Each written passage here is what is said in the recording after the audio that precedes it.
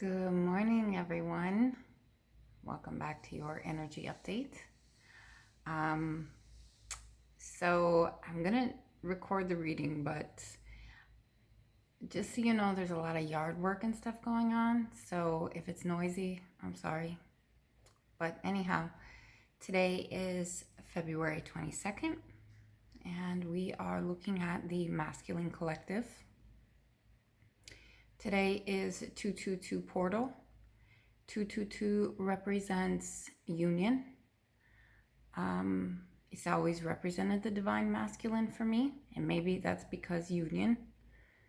It represents union. It also represents balance and balance of internal energies, which is very important. So yeah, let's get into it.